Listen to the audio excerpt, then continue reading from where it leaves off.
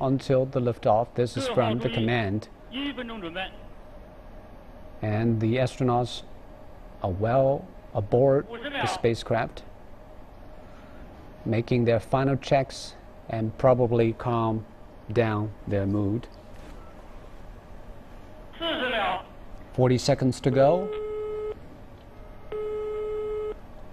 The final countdown to the liftoff of China's fifth manned mission, Shenzhou 10. 30 seconds to go.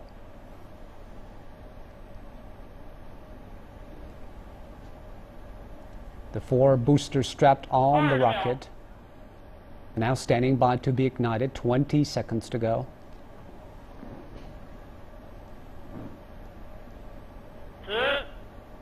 10, 9,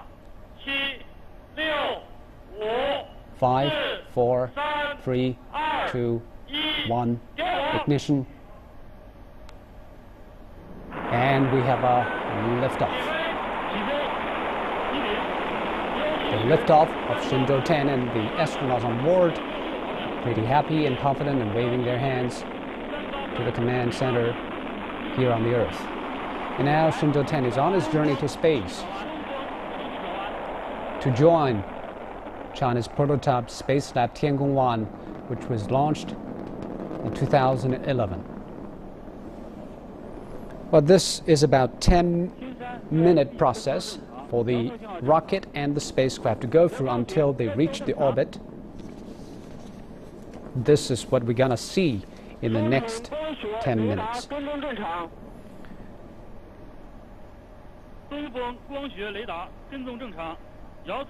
The optical laser has been tracking the spacecraft and the launch vehicle. All things are normal.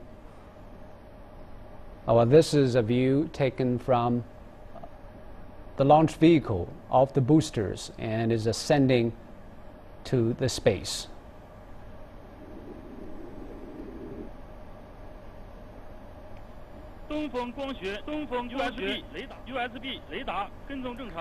The radar tracking is still working well.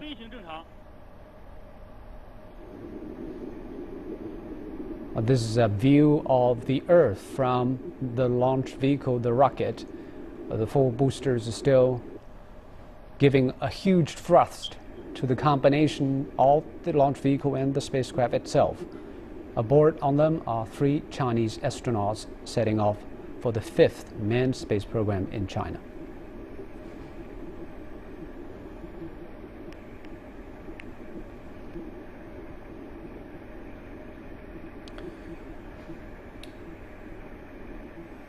Booster engine cut off.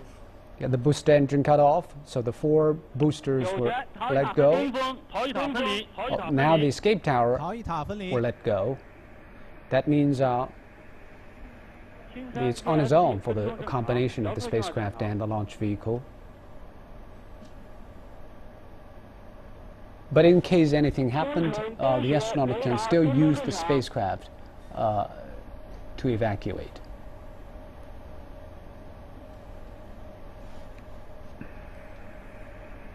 That is getting higher, and now the separation of the boosters. The 4 boosters were let go, and the next will be the second stage being separated. Now the second stage also come off. The second stage of the booster also come off. And next will be the separation of the pairing of the rocket. And now still an optical image of the launch vehicle and the spacecraft with the 4 boosters already separated and descending.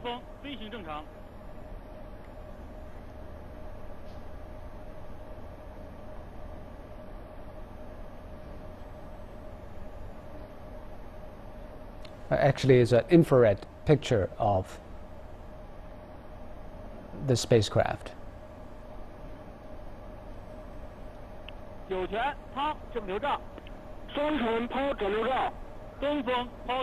Now the pairing of the rocket also come off.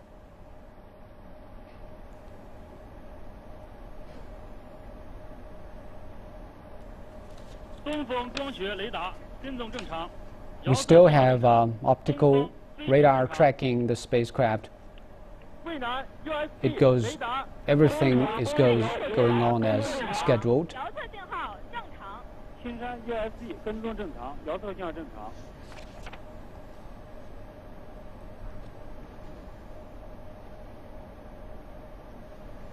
So when can we say it's already in space? Is it 200 kilometers above the Earth? Usually the dividing line is 100 kilometers. 100, so it is further than 100 kilometers. Yes, at 100 kilometers it is actually possible for a satellite to execute one orbit around the Earth before air drag. But will the astronauts feel the microgravity at that moment? No, they're under the thrust of the rocket. No, they're under the thrust of the rocket until the rocket separated. Until the rocket's turned off, right. Okay. Then they will feel microgravity. And that's a moment of magic, because for many people, they may never have the chance to have a feel of what microgravity does to you. And just at that single moment when the booster comes off, you are in a microgravity environment. But of course, those astronauts are still strapped on their seats. If they let loose of this seat belts, they'd have to take their seat belts off to appreciate it, right?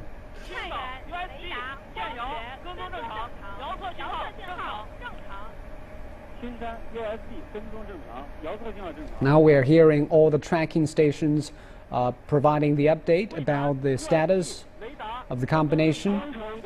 So far, all the radar signals from the tracking stations have proved that the combination has been moving on smoothly. And on the right-hand side is a view of the Earth and the spacecraft in one frame.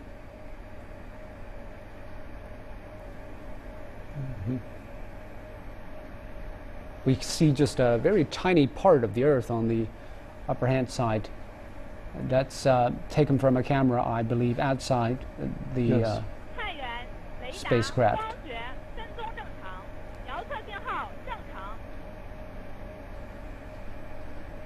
And on the right-hand side now is the infrared picture of the spacecraft.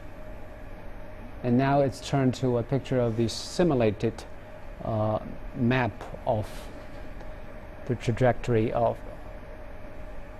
the combination. We cannot tell whether the astronauts are feeling good or not, but it seems they are in control of the spacecraft and waiting until the moment that they feel microgravity when the booster comes off. And this time it seems we have more cameras mounted on the spacecraft and the rocket, so we see some pictures we never seen before during the liftoff.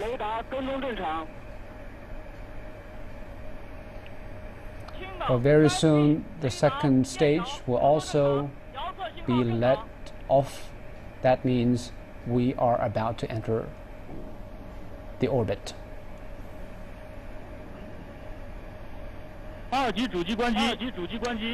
Now the second stage also turn off.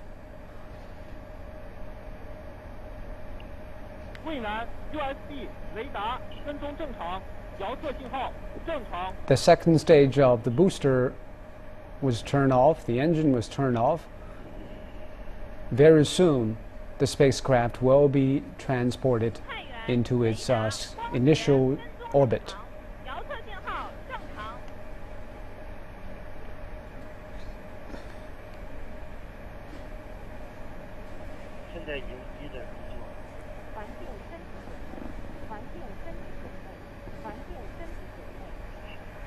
John, what are those things that we must consider to calculate a appropriate orbit for a spacecraft?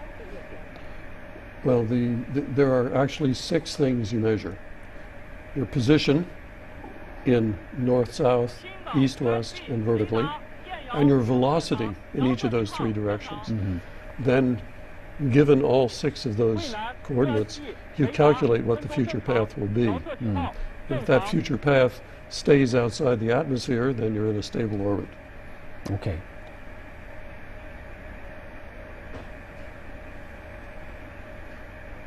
Well, it's just less than 1 minute until the separation of the launch vehicle and the spacecraft itself. And that happens, it means the spacecraft is on its own to the orbit.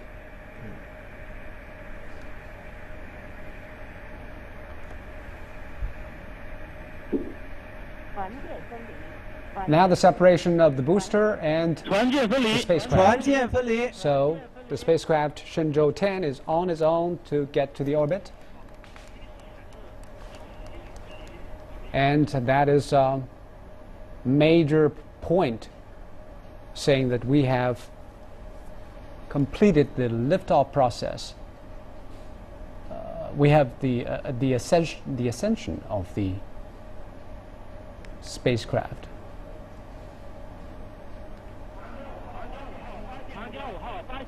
So now, do we still have power on the spacecraft to adjust its position? There is sufficient power to add a small amount of additional velocity if needed, but mostly the fuel that's aboard the spacecraft now is used for aiming it, for adjusting its attitude. Its attitude. Right. But it is already in orbit. It doesn't need Yes. to go even higher. As far as we know, they're safely in orbit right now, yes. And if they need to change their orbit a little bit, they will start their engine. Yes, and they will have to burn the engines to adjust the orbit because they're in an orbit which is in the same plane as the orbit of Tiangong, but they're in a slightly lower orbit. Yeah. So they're going to be traveling around the Earth faster, and they'll be catching up with Tiangong. So they will speed up a little bit. They will have to add a little additional velocity to raise their orbit up to the same altitude as Tiangong, and then as they approach it, they'll have to burn some fuel to adjust their speed and their direction so that they approach it from exactly the right angle and at a safe speed. And also this time they will try to fly over Tiangong, fly by Tiangong, and fly under Tiangong. That means it's just like they're just moving in a kind of a formation. Right, right. Although they're traveling very fast, they're traveling very fast. 5 kilometers per second. Yeah, 5 kilometers per second. Their relative velocity is very small.